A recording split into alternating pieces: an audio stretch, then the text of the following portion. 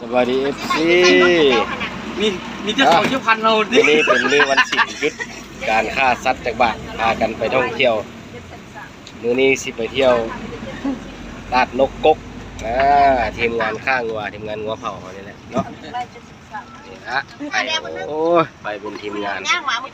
เอาไปอย่างล่ะ อันนี้ไปให้ เตรียมอาหารการกินครบมื้อนี้นะติดตามการเดินทางของพวกเขาได้ชมวิวทิวทัศน์ธรรมชาติโอ้ยสวยงามภูเขาควายมื้อนี้นะสิไปเล่นลาดภูเขาควายเด้อลาดนกโกกบ้านนางงมนี่แหละแถวนางงมนี่โอ้คักเลยทีมงานเอาไปโอ้หลายชีวิตอยู่ อันนี้ก็ไล่โยอันนี้เสือ แล้วมัน72 ตัว 72ตัวบ่นี่กินหมดจะบ่ เบิดกับเพื่อฝากพี่ฝากน้องบ้านเพิ่นละโอ้หลายอยู่ไปมื้อนี้แหละ โอ้ยอย่าใจพอดใจกายปล่อยหน้าเบาอู้ลงภูอันใส่เลข5ลงเลยเฮ้ยโอ้ยกูได้กูดุ้งมานับอยู่บ่ โอ้หินตัวนั้นคือหัวเต่าเลยแย่เดียนมึงบ่หินตัวนั้นคือหัวเต่าเลยแล้วมันบอกเลข800 ล้าน เต่าบ่ ดูภาพบรรยากาศแหล่งท่องเที่ยวตาดนกโกก บ่ไปกับเฮียลอยซะย่างไห้ห่วงเด้อเขตนี้มันคุมได้เห็นโอ้ เส้นเมียที่เมียใจภาพการบรรยากาศอันนี้พักเขามีว่าเรามีกระเด็นเอาด้วยต้นไปลวกเลยโอ้โหทำเรือแล้วกันเที่ยวกันที่บ้านขึ้นภู ดีกันอันตรายเลยนะ ขึ้นทางไปก็หุพอแล้ว วันเขาลงมาว่าว่าบล็อกสูงๆเนาะ ขึ้นลงมา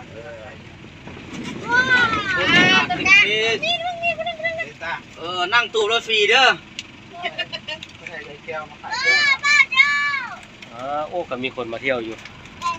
พอดแล้วสถานที่ท่องเที่ยวเขามันคนงูจะกันเราต้องถามหลายเดี๋ยวเปลือกต้นฮอดแล้วลงทีมงานเขานะเอาลงวันนี้นะทีมงานนี้เขาพอดเด้อสถานที่เด้อโอ้สวยงามเป็นพิเศษโอ้สวรรค์กรรมกรเขาเนาะอดเอาเพื่อการกิน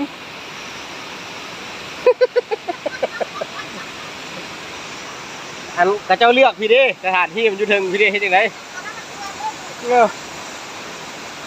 ไปอดทนสู้มีแต่บักกำมุนะทำตรง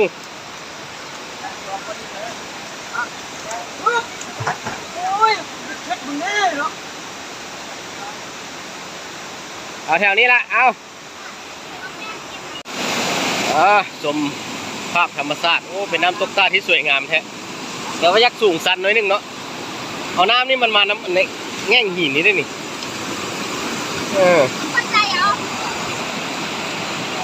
ครับเจ้ได้ที่มาของน้ำยอดน้ำเลย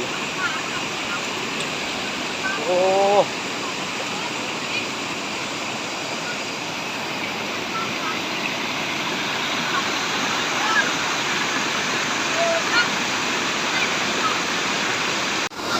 โอ้คักแหละเอาจ้องกันไว้เด้ออาบน้ำกันเลยระมัดระวังเลยน้ำมันไหลแห้งเลยน้ำมาแต่ปีเด้อสะอ่อนหอมว่าบ่หอมครับเพื่อนมาหาทีมงานพี่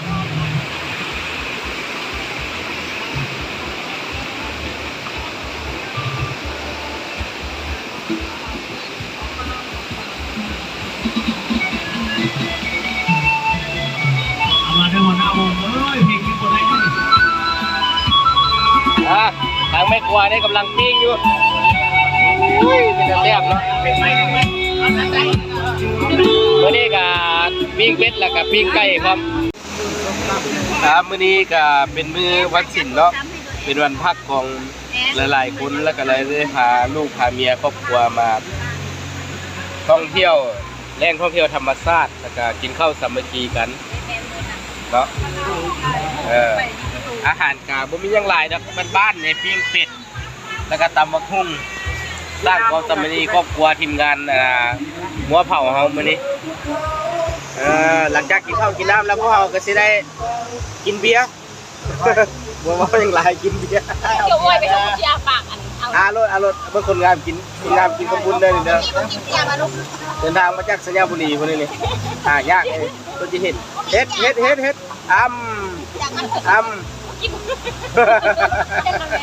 เป็นละแม่ เอากันมา สัญญาบุรีกินครัว สัญญาบุรีสาวเมืองเพียงเด้อวันใจอันเฮียร้อยเฮาสุดยอดบ่อันนี้ลูกไผ่ค่อยอันนี้ลูกไผ่ค่อยไหนลูกไผ่หน้าบุญหน้าบึงเด้อวะเอากินข้าวสามัคคีกันกินเบียร์สร้างสรรค์ความสามัคคีเป็นวันพักวันผ่อนเจ้าภาพเรานี่ผมไม่ธรรมดาดิยกสามัคคีฮักแพงเขามาม่วนก็ต้องม่วนซื่นละมื้อนี้นะจัดเด้อสมจิตเด้อโทรหาสีพรเด้อพร4เด้อให้นำมาตัดนกกกทีละบรรยากาศดีห่มเย็นแล้วก็น้ำตกตาดขาวสะอาดโอ้ยสวยงามมิลีดิสุดยอดบรรยากาศความม่วนความซื่นใครบ่ได้มากับมาเด้อคำสาบานยำอายไก่จ่าพากน้องไปสู่ยังจันวันหนึ่งอายคงกระพันมาพบกันหนอลูกเก่ามึงสาวเนื้อเมื่อไก่ใจอายยังห่วงขอน้องอย่าลวงอายเลยอาหนุ่มยามเพลงนี้มอบให้อาจารย์ท็อปเป้ทั้ง4คนเด้อคุณอกพักอยู่บันเหนือเนาะอยู่บันใต้เนาะสาวแล้วสูงก็เราท่าตีหลังจากกินข้าวกินน้ำแล้วก็มาชมวิวโอ้ยกินเบียร์ชมวิวเนาะ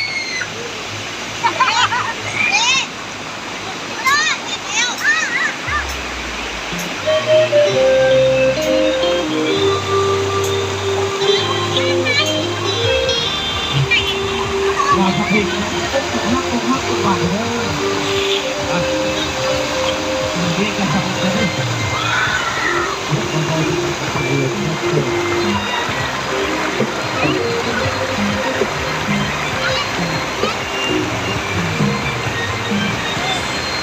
นวดเด็ดต้องไปลิ้นกันเองบอกเคยแค้นหัวใจลึกเป็นของกันสายกันเขาไปทำไมกันมา ชื่นใจเด็กๆแล้วนี่บอลเล่นน้ำเนาะกล้าปะหนาวะ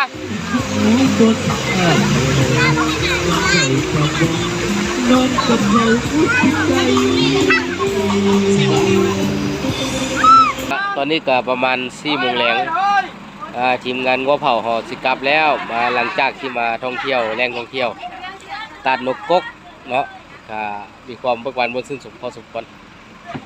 เพื่อนกำลังปรับปรุงเนาะตอนรับมือเข้าภาษาดิ